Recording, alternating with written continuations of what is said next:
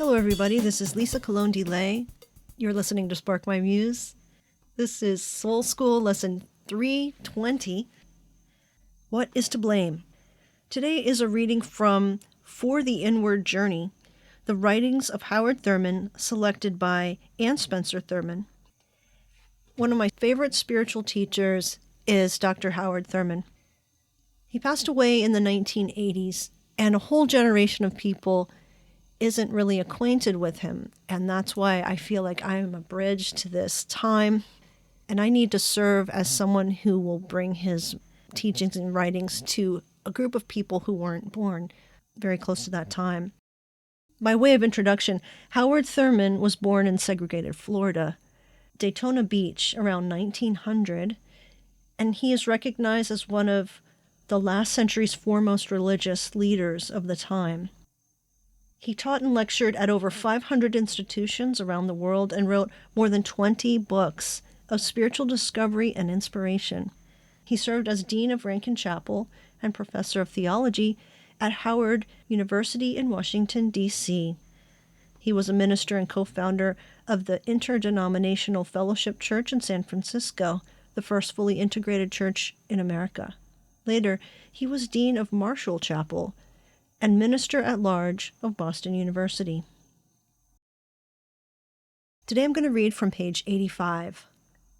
This section is called Who or What is to Blame? Howard Thurman writes, "The desire to be one's true self is ever persistent. Equally persistent is the tendency to locate the responsibility for failure, to be one's true self in events, persons, or conditions, all of which are outside and beyond oneself. Often a person says, 'I would be the kind of person I desire to be,' or 'I would do the thing that I've always wanted to do if—' The list is endless. If I had been born a boy rather than a girl, if I had been tall and strong rather than short and weak, if I had been given the diet proper for a growing child, if my parents had been understanding and sympathetic rather than cold and impersonal, if I had lived in a different kind of community or had grown up on the right side of the tracks, if my parents had not separated when I was a child and made me the victim of a broken home, if I had not been taught the wrong things about sex, about religion, about myself, if I had been of a different racial or national origin, and on and on.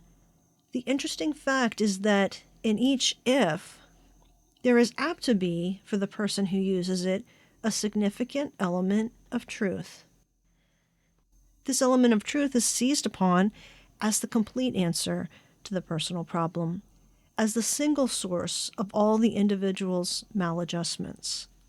There is more to the story than is indicated.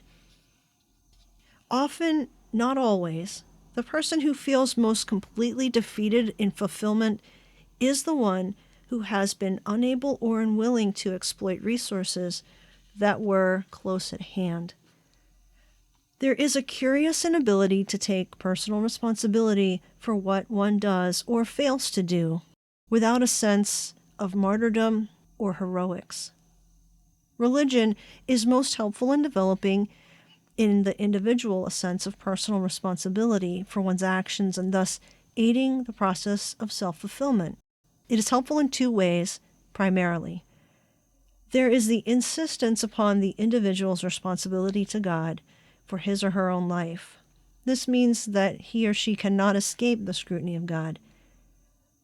If he or she is responsible to God, the basis of that responsibility has to be in him or herself.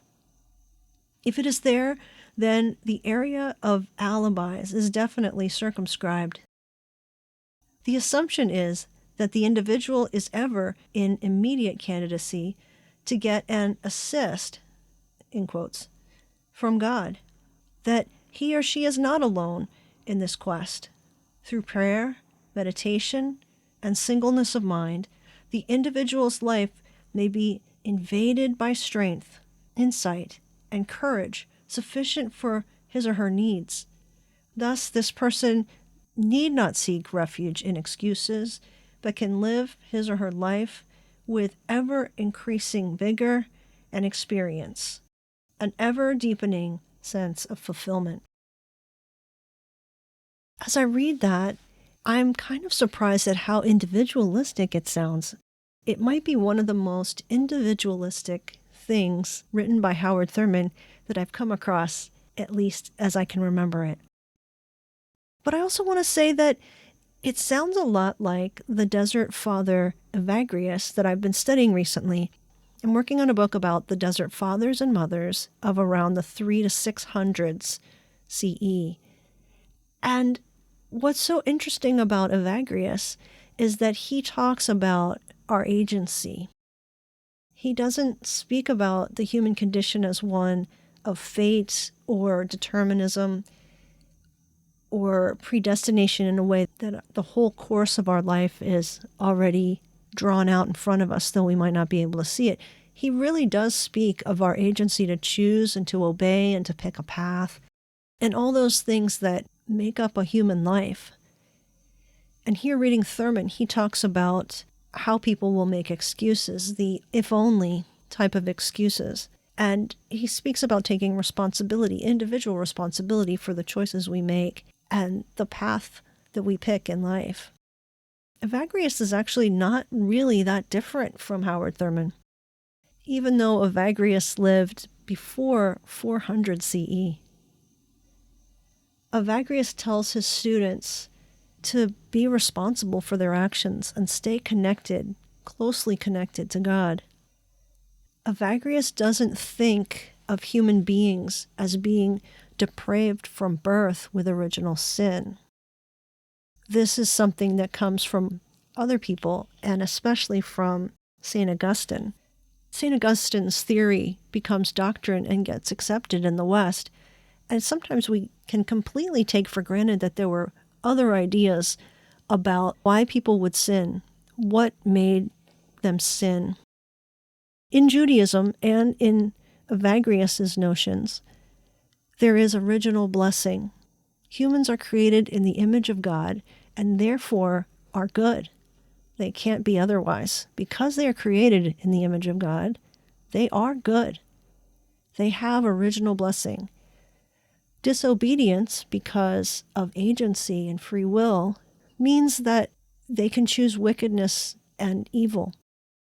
They can take away from the good, but they can also choose repentance, turning back and making things right again.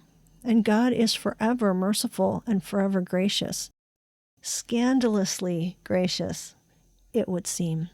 Not gracious in ways that we see it and do it. We forgive if a person is contrite. We forgive if it suits us, if there's benefits. But God just forgives. God is big enough to forgive. And sometimes there's no way to forgive someone or something that happened except through the power of God working through us. Not from any volition that comes from us, really, but a giving over of our volition to the amazing, powerful grace and forgiveness of God, and just being a vehicle for it. There are too many things, really, that are so horrific and evil and horrible that we can't possibly and reasonably forgive them because those deeds are so unreasonable, so evil. You can't overlook them. There is no way to compensate for the damage and harm. And this is what makes agency so tricky. You realize that people can choose to do good or to do bad, and they pick bad, not because they have to pick it, but because somehow they want to, or they're tricked into it, or they do it selfishly. That might be harder to deal with than thinking that people are just bad and that's why they do it. Maybe the more frightening thing is that people pick to do bad because they're selfish and they are tempted and will fall prey to it. I side with Evagrius and the Jewish people, Jesus, that humans are good and very flawed and weak and become sinful. I don't side with Augustine, who himself led a quite debauched and sexually deviant life for 40 years until he gave his life over to God. he saw people as depraved, warped and twisted by sin, by sexual transmission at the point of conception. And this is the doctrine that's guided us. This is the doctrine that's affected how we see wickedness or crime or any kind of deviance. We've seen it in the West, in the USA, as coming from this place of badness at the root. But is the image of God bad? How could it ever be bad? I don't think we can have it both ways, where we think that we have the image of God in us and yet somehow we're also depraved. I don't think those two things can go together. I believe that human beings are made in the image of God. There is a peace, there is a signature there that is sourced in almighty love. It cannot be completely overwhelmed, though it can be greatly diminished. And I have hope that God's love is ever prevailing. Just a few thoughts today, and I hope they find you well. I hope that if you need to reach out, you'll reach out. If you have something to say about this, I don't mind hearing it. You can go to my Substack for this to begin a conversation, sparkmymuse.substack.com. And of course, you can go to sparkmymuse.com for all the other episodes. And one more thing before I go.